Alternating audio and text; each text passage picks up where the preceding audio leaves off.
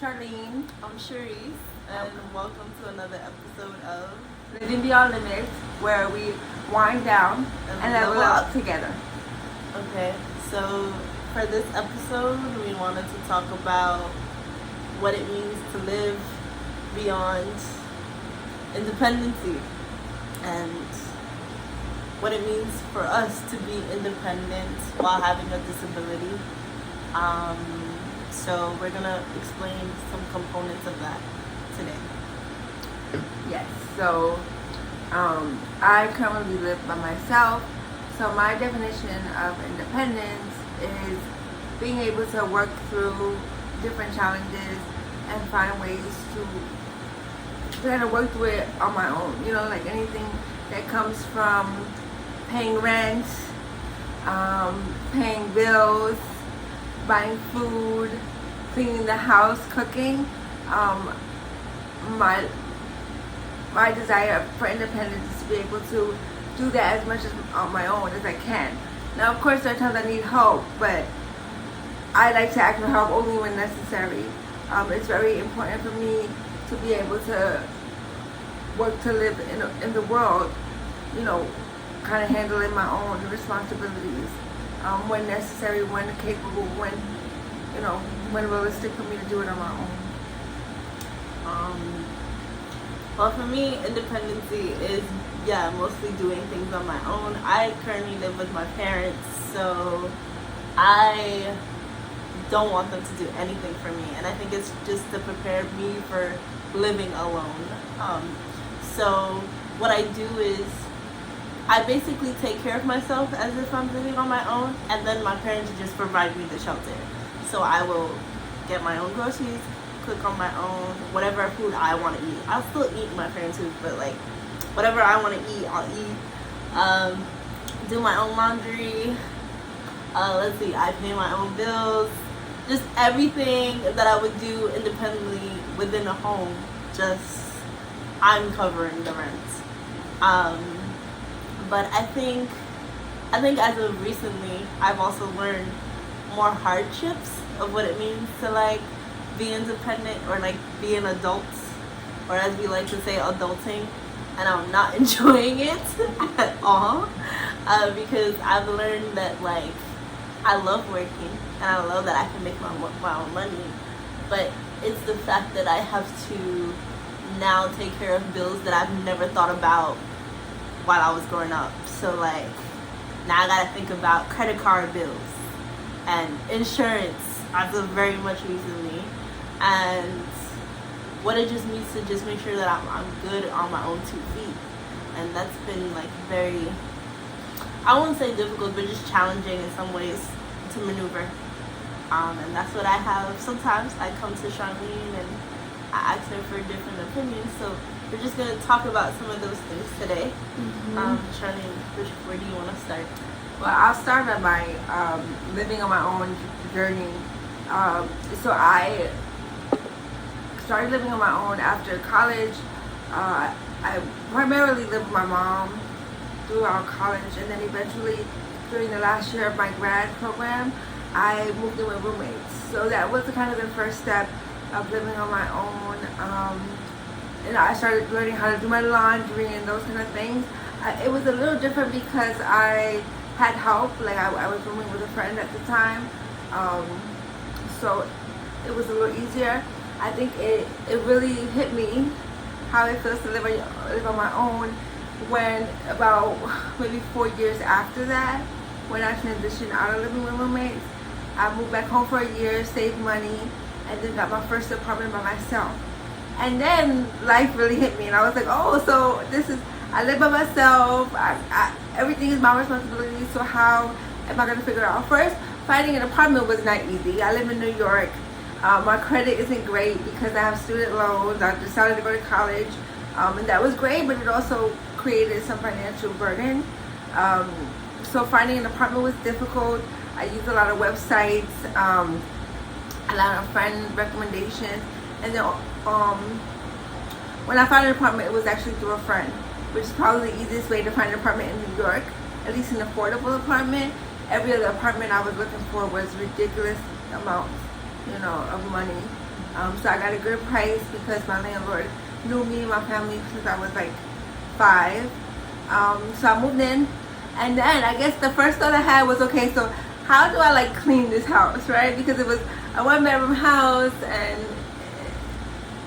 my mom, it was very much, she cleaned. I barely cleaned living with her, not because I didn't want to, just because it was her kind of the rules of the house. Like, she would clean the house. So I really had to learn to maneuver around, find different things on Amazon to practice cleaning. You know, like a Swiffer is easier than a regular mop because I don't have to lift it as much. I don't have to put it in a bucket to get water. Like, those things I figured out. Another big thing was laundry. Like, I living with my mom again, I didn't do laundry, not because I didn't want to, just because that was the rule of her house. She does all the laundry. So what I did was very particular with how she did very that particular. stuff, right? She's very particular. She's probably watching this right now, agreeing that she's very particular. So yeah, so I knew that, like, you know, living independently, I had to realize and I had to be okay with my limits. You know, because I think prior to living independently, I was always like, oh yeah, I can figure out a way. I can figure out a way. I can figure out a way. But when you live alone and all the responsibility is on you, you really have to be okay. Or like, for me, I had to learn to be okay with my limits and accept my limits. So and I tried to do laundry on my own. Occasionally I do it now, but it has to be really small loads because physically it's very hard for me. So when I was like, okay, this is just a limit and I have to accept the limit. So then I started looking for like drop off and pick up laundry mats, and some of my friends call me bougie, but it's not really trying to be bougie. It's trying to like make it just get my laundry done. Yeah. So that was a hurdle I had to go over. And then grocery shopping too was another thing I had to accept. Like, hey, I could do it, but it takes so much out of me. Like, by the time I get home, I don't even have the energy to walk to the kitchen to put the groceries away. That's how much energy it takes out of me, because I have to like go with the grocery cart, probably, you know, a shopping cart. I have to put the shopping cart in the Uber because I don't have a car yet. I have to like take the shopping cart out the Uber. I have to walk in the store. I have to, you know, it's gotta keep in mind, we live in New York, so all these things is not cheap in New York. Especially with the inflation now we're going through. Yes. So now primarily I do like Instacart, who delivers my groceries. Occasionally I might go to a store, bring a backpack and get small items, but that's rarely. So those are the two big hurdles, along with cleaning, that I'm working to, you know, work through. Another hurdle is like living on my own. Occasionally I do fall. It's not as often as I used to when I was younger, but I do fall. If you look at my head, I have a Band-Aid on because I recently fell. I wasn't alone, but usually I'm alone when those things happen. So it was kind of figuring out how to manage those things. So if you look at my apartment, and we'll do a tour, and we'll do a how do we get through these things. This background, we always film in Chinese apartment. I think the size is like reasonable for an independent person to live here, and you think it's helpful for you to get around and stuff. Yeah, so I specifically usually place furniture so that I can have somewhere to hold on to. I try not to have too much furniture around. At least this is my second apartment by myself, so I'm more aware of like not having too much, because the more obstacles, the more chances of me falling. So that's kind of what I do. Like, my couch is set up this way so that when I'm walking to the door, I have somewhere to lean on if I'm tired or whatever the case is. My room has things, but it's not like overly cluttered anymore because I need space to walk around. So those are how I handle space. When I'm alone, I try to carry my phone with me into whatever room I am. So God forbid I do fall, I can call somebody or get to the hospital or whatever I need to do. So that's kind of how I managed this accident. Somebody was with me, so they helped me kind of get through it. But usually I'm alone if it happens, because I try not to fall around people I know, because it freaks them out. So, but yeah, I think that answers pressure. A lot. Yeah. I guess for me, like I said, like I just try to do what I can while living with my parents. Laundry, I do laundry on my own, but it's also making me realize that I might actually pay to get my laundry dropped off and like done and like returned to me, just because to do laundry in my house and to grab my loads is a lot. And sometimes I will wait till laundry gets like really full before I'm like, okay, yeah, like let's do laundry today. And my laundry in my parents' apartment is in the basement, so you have to like pack all your stuff, put it in the shopping cart, go downstairs to the basement, take out the loads, put it in the machine. When you're done, pack it all up, push the shopping cart. My strength is not strong, so I be struggling. So by the time I get upstairs and everything done, I'm probably either sweating, huffing and puffing, but I get it done. I also, at my parents' apartment, we have a balcony, so we hung up clothing lines. So during the summertime, instead of using the dryer to save money, we will hang our clothes outside. So what I'll do is I'll wash. We have a washing machine in our apartment, but we don't have a dryer. So we'll take, in the wintertime, we'll take it downstairs. If it's summertime, we'll hang it in the balcony. And to just transition my loads, I will always use a laundry basket. Before, I used to carry it and walk, but I was always falling because I could never see the ground while I'm holding something. So, and I live with my siblings, and when they were kids, they used to like leave stuff on the floor, and I would fall all the time. So I now just put it in the basket, transition it back and forth to the machine, to my outside, and I'll take my time. It takes me some time, but I'll take my time to hang the clothes. I still do things like dishes. I don't like to do too many, so if I can get it out of the way, because I don't like to stand on my feet for too long. My feet are very sensitive, so I don't like the pain from like having my feet on the ground, because it feels like pins and needles to me. So I will just usually kind of get some of that stuff done and out of the way. Same thing for cooking. My feet get really tired. Sometimes they swell up, and then I'm just like, all right, time to go sit back down. But what I'll do is, if I'm putting something on the stove, I'll go sit back down, give myself a break, return back to it when I'm done. Let's see, what else? Bathroom cleaning, it's not my favorite thing to do. I usually share that between like me and my stepmom, but if I do it, I told Charlene about this like wand scrubber thing. Yeah, we're gonna show it. If anybody wants to buy it, they can. But it's on Amazon, and you don't have to squat down anymore. It's literally like a scrubber with a long stick. Yeah. And you can use it to like clean.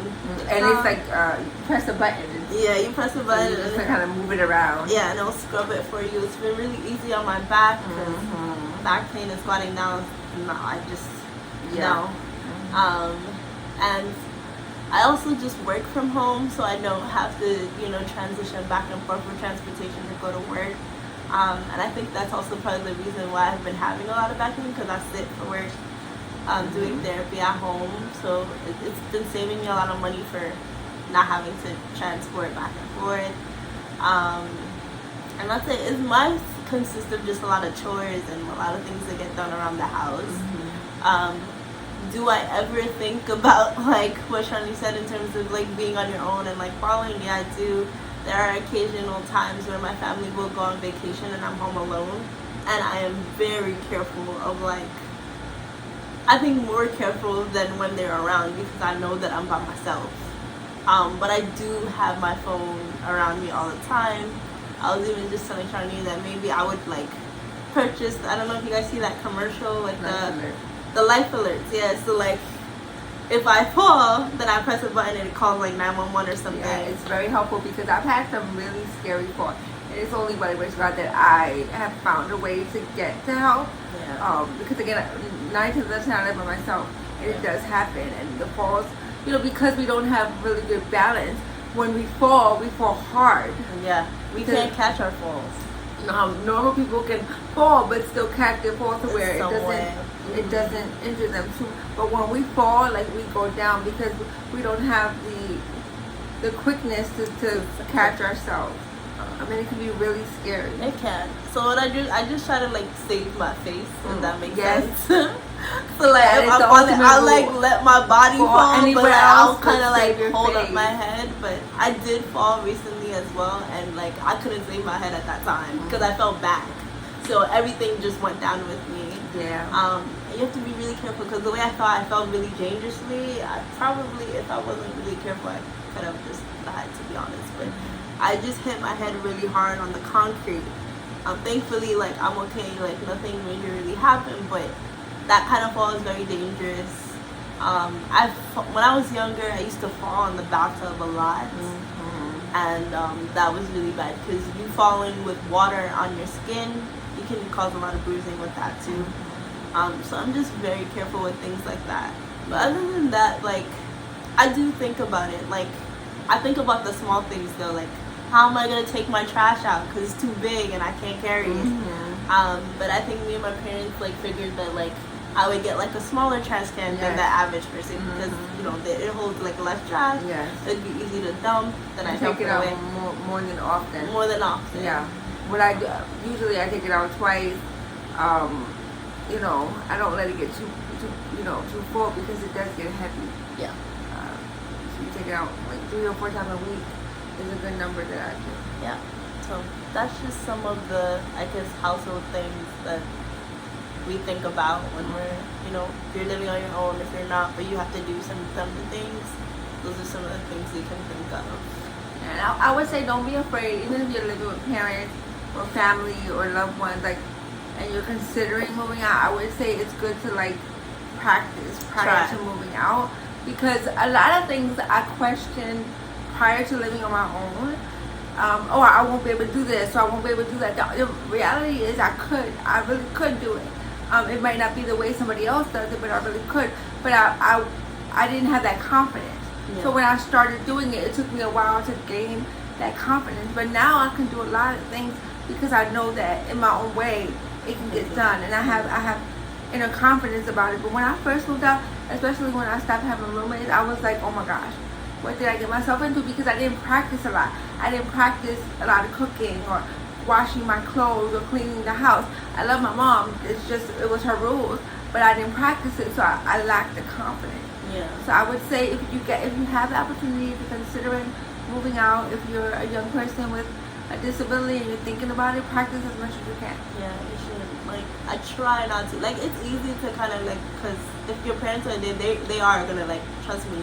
My dad is very much like Charlie's mom, where he like wants to do things his way, but I had to fight him on it because it's kind of like I need to know so that when I leave, I know how to do it.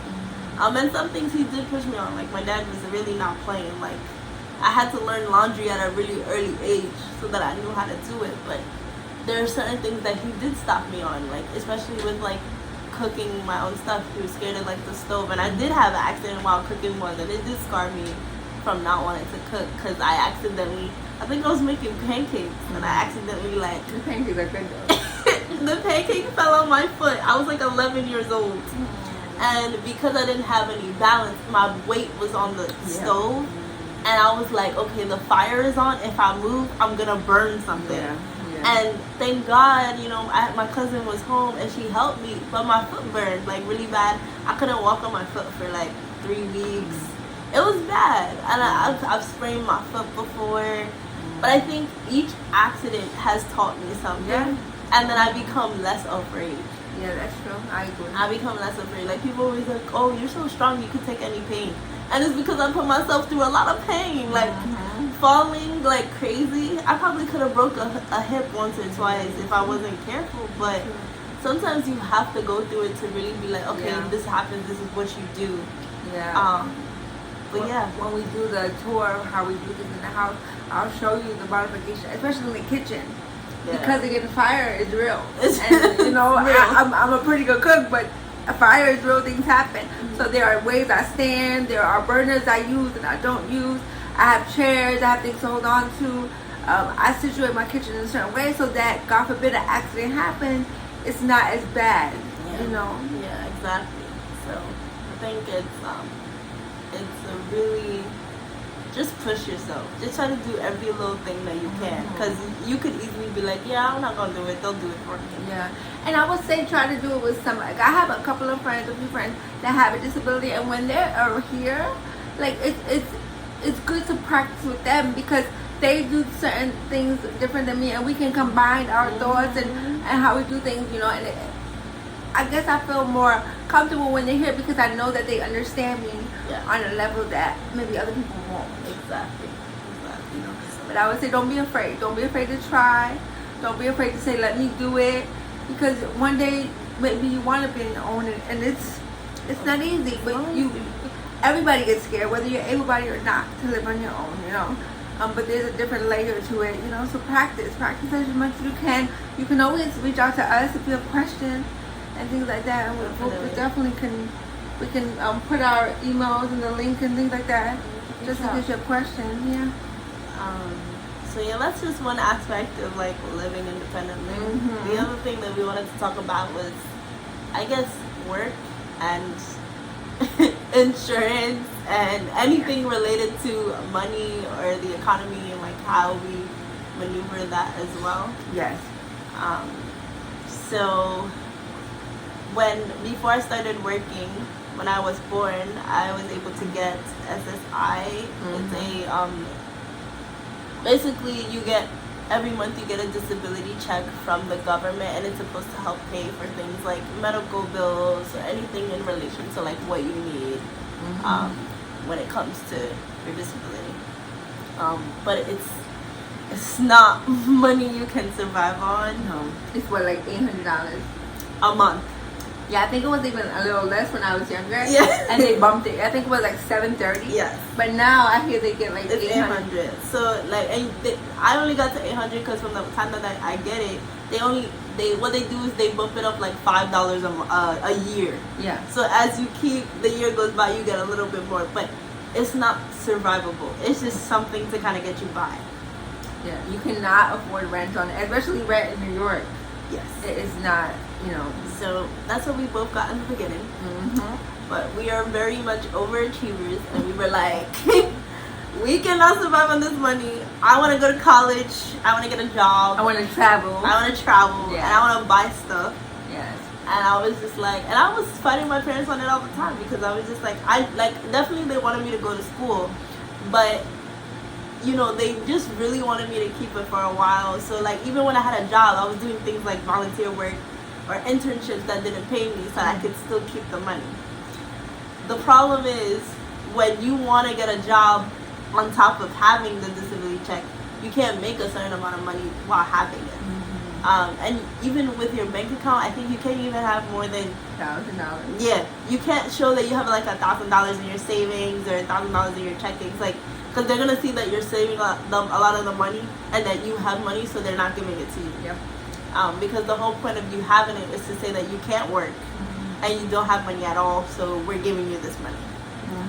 Like I said, it's not livable. We live in New York. You can't even pay rent with that. Even if you paid rent with that, you can't Not eat. even a room. You can't even afford a room with them. You can't eat. And so I was just like, yeah, no, this is not cutting it for me. And Charlene too, you know. And we both went to college, and Charlene got her job. And she told me, because when I met her, I was very young, so I was still getting some of these things. I was in high school, but she told me, like, you gotta prepare for, like, you're gonna lose it once you get your job. You're gonna lose your insurance, all that stuff. And I was sitting there, like, I was thinking about it, but I was like, yeah, you know, I still have some time. Like, I wasn't taking it seriously. And then I blinked, and years went by, and I'm 25. I work professionally as a therapist, and I lost it. I lost it all. Like, I lost my checks. I lost my insurance recently as well. And these are things that I need insurance. I need these things because, like we said, we fall and we go to the hospital. The ambulance was called when I fell. I need to go to the emergency room. I need my prescriptions, whatever you need to take care of yourself, you need those things. And everybody knows the hospital costs like thousands of dollars for the smallest thing. My visits recently, like I had to go twice because I needed 2 stitches, and then I had to go again to remove the 2 stitches. And I think each, just visiting, not including the procedures, were $350 just visiting. And that was because I refused to call the ambulance. Like the person here, I was like, no, we're not. And the ambulance calls just to lay on the bed. It goes for like $800 to $1,000 just to be traveled in the ambulance. And yeah, so that's one thing that we need these insurances for. So, discussing it, these insurances, you gotta pay your monthly payments, and a lot of them are expensive. Yes. And then if you're using it for something, you may need to pay for a copay. And I know copays could be anywhere from like, I guess $10. Yeah, my copayments were 40, 45. 45. I was trying to go to physical therapy. That was $40 every visit. Yeah. And it doesn't sound like a lot, but it's a lot when you're paying student loan, rent, food, travel. I have a dog. Like that all adds up. So it was a lot. And I had to go twice a week. They even wanted me to go 3 times a week. So they want you to keep up with the same, like, procedures or things you do if you were to have Medicaid, but they don't give you the Medicaid money, which is unfair. So yeah, we had Medicaid with the SSI, but the problem is if you don't have SSI anymore, they try to get rid of your Medicaid. And the only way you can qualify for Medicaid is if you make the smallest amount of money. One person is like $18,000 a year. Yeah. And everybody knows that's not money. Especially not New York. No, that's something maybe a high schooler could survive up on. Like you don't have any like major responsibilities. Yeah, you could do the $18,000, but I think even as therapists, who depending on how much you make, you may not make much starting, but you may make some a lot later depending on how popular you are. But the money that we make, I guess to the government it's a lot, but like to us, it's like with the New York prices that we have to pay, it's not enough, right? We need more. But if the government says you make too much and you make beyond the $18,000, yeah, you lose your insurance. So how do you maneuver around that? And that's where you have to, do your research. Charlene did some research too. Yeah. Like she was able to find so. So if you're working a 9-to-5 job, I would say, and you're about to lose your Medicaid, or you lost your Medicaid, you lost your SSI, definitely apply for your job insurance. Yeah, that's because it's less than having to pay for your own insurance. They have Aetna, usually things like that, Blue Cross Blue Shield. They'll take it out of your check. They'll check, every check they'll take about, it depends, because dental and vision are not included in medical insurance. We don't know why. America. That's why. So they'll take out a portion for medical. I think I was paying, I don't know if it was $50 per check or something like that. But then you also have dental and vision, which is a smaller amount, $10 per check or whatever. If you own your own business, like me and Sharice are working on, you have to pay out of pocket. We're doing some research. We will bring you updates because we're applying now because we have no choice. So like Health First, Blue Cross Blue Shield, Metro Plus, those are like the affordable insurances we know now. So if you're watching this and you need assistance getting the application, we're going to put our emails below, our email below. I usually have the Living Beyond Limits, our Gmail account in the description box. Yes. Feel free to email. Yeah, and we can help you as we're going through it because we're learning, because we're at a place where we have to, this is our business, it can become more lucrative, and then we have our therapy businesses coming up. So we're going to have to pay out of pocket. And the pay out of pocket, I mean, it could go from $200 to like $500. That's why we're saying to apply for Blue Cross Blue Shield, First Financial, things like that, Metro Plus, because those are the more affordable ones that we found. You have to do what you gotta do to get what you need, and I think as people with disabilities, our health is really important. Very important. Make sure you get the things that you need to, making sure that you survive. I think for me, I don't know, I wasn't really worrying about the hospital visits, more so my prescription. I have asthma, so I really depend on my albuterol medication, where I have that sent to me through prescription at least like once a month. If every time that it expires, I get a new one, and that's all part of it. Like having to pay copay for that now, like that's gonna be a bummer, but I know that I need it. You know, like I need to breathe. And I know for some people they have like seizures as part of their disability as well. You need your medications to make sure that you're not having seizures. Or if you need pain medication, and not just pain medication like Tylenol or Aleve, but like something to be prescribed from a doctor, you need them. And I think if you need them, you gotta do what you gotta do. I think that's how I see it. So it's just very important to make sure that things like this are affordable. Yeah. I do want to put on my Michelle Obama hat sometime and freaking rant about getting free health care, because America wants to be difficult. Yeah. And I wish we could at least get that for people who have disabilities, but unfortunately we do not.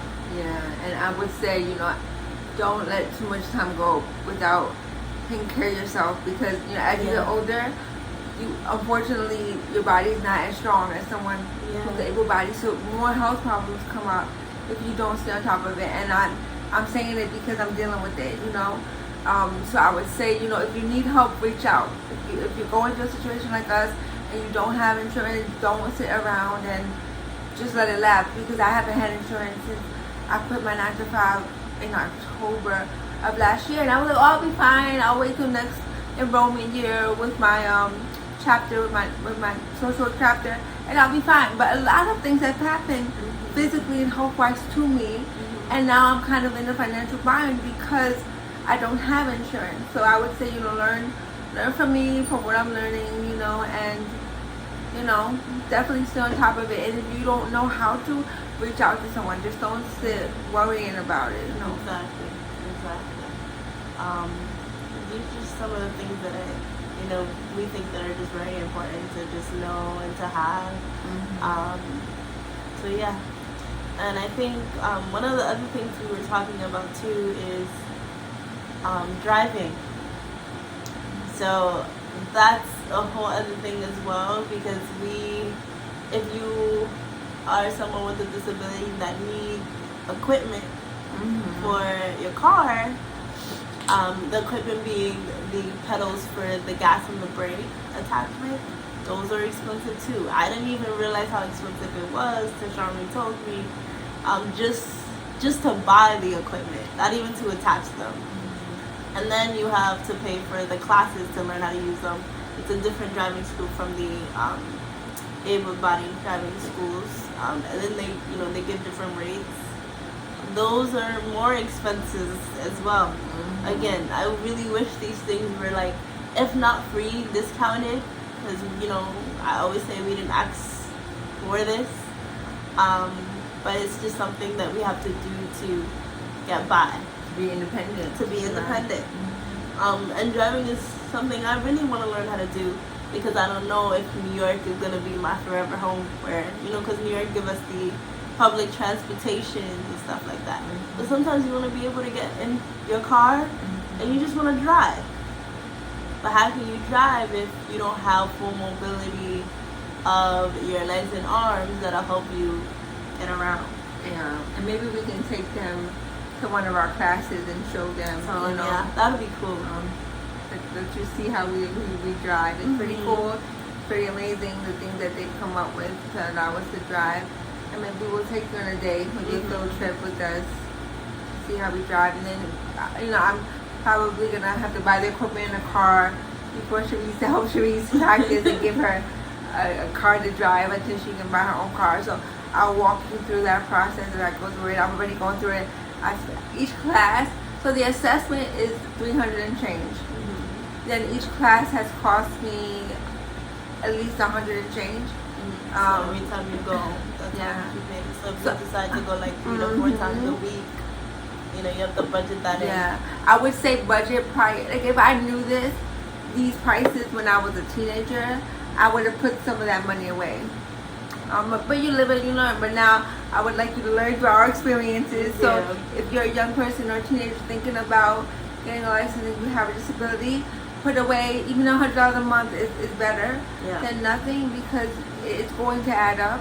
There are programs that can help you, but the process is long. You have a lot of requirements to meet just to see if you're eligible for that. So that would be my advice. And if you are in New York and you're not ready to drive yet and do want to take public transportation, Access-a-Ride is available. I don't remember if the application was long, but I did.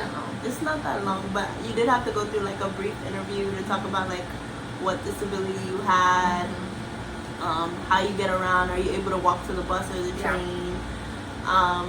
And it's the same thing as the train, $2.75. The only difference is that you don't have to do any train stops or bus stops. It literally is like an Uber. So it picks you up from where you are to where you want to go.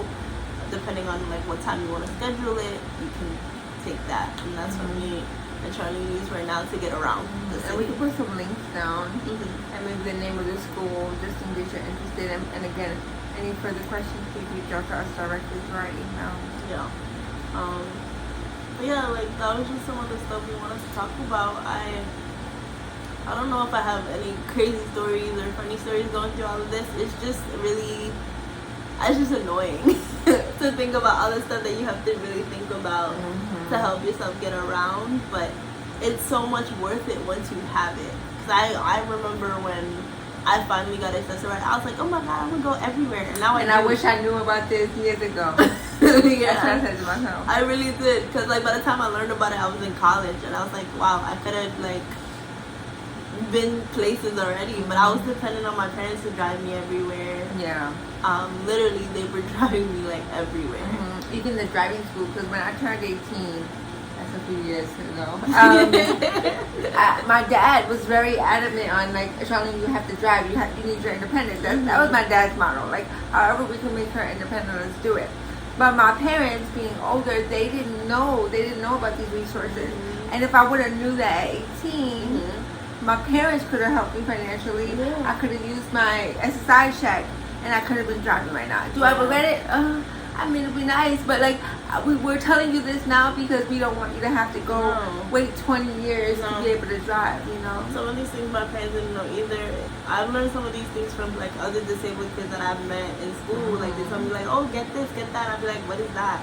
You know, and it's because like when you have a child with a disability, there's no one there to be like, oh, sign up for this. Like literally, you have to just go home and like do your research. And I know research at the time I was born was not really. I don't know. You have to like look in books or something, and like I don't know. It just wasn't really provided as much unless somebody knew. Then they would tell you. Yeah. But it's a hassle, but once you get through it, it becomes like a natural routine to kind of just make sure you have everything intact. Yeah, hopefully we can put some of these resources on our website that's soon to come. Yeah. So that it can be easy access for you all. Maybe we'll have like a sit down and talk with you all virtually, maybe one day to answer your question, at least help you find resources. Because we know how lonely it could be trying to grow up in a world that like at times feels unfair, you know, and you have to work so hard to get what you deserve. You know, we always say that we deserve this. Yeah. We weren't born asking for this, but it's hard. The reality is we're not given it for free, so we have to look for it. We have to talk to each other. We have to talk to other people. So we want to be as supportive as we can for you. You know, so please reach out. Yeah. And I think one thing you said too is that I feel like when you are part of the disability community, nobody, I don't want to say nobody, but society doesn't really want you to persevere. So it's kind of like you wonder why some of these things were hidden and not given to you, because it's just like not a lot of people know that the people of disabilities can do half of the things we just even mentioned. Because once you have a kid with a disability, it's kind of like, oh, you know what, just keep them home, they'll be alright, you just gotta watch them. And they can stay home with you, and then you can take care of them, and that's it. Like that's their life. And I know a lot of people today that I talk to is like still think like that. You know, you talk to a lot of older people, they don't really believe. Like when I tell people about my story, or I tell people like what I could do, they're shocked. because they don't see that, or they didn't recognize that in the beginning. But that's part of the reason why we do these things, to share this information, to know that you can, and that it's okay to want to do it. Don't let anybody feel like they have to dim your light because you have a disability. Like, you can get the independency that you want to. Exactly. And your independence doesn't have to look like ours. No. Whatever you want to do, you deserve to try to do it and get the support to do it. So if your independence is different from us, don't feel judged. Like, come to us, and whatever independence you want to achieve, we can support you. Yeah. Whether that's just like, hey, Charlene, I want to learn how to like cook a meal or something. Like, we can help you with that. You don't have to own your own apartment. You don't have to own your own business. No. Your independence doesn't have to look like ours. No. And I think, like, we've given you two different perspectives on that too. Yeah. I don't know. Me and Charlene be everywhere. Everywhere. I've been on trips. I go out dancing. I have fun. Like, these things are capable. I think if you need the extra help, there's someone there to always help you.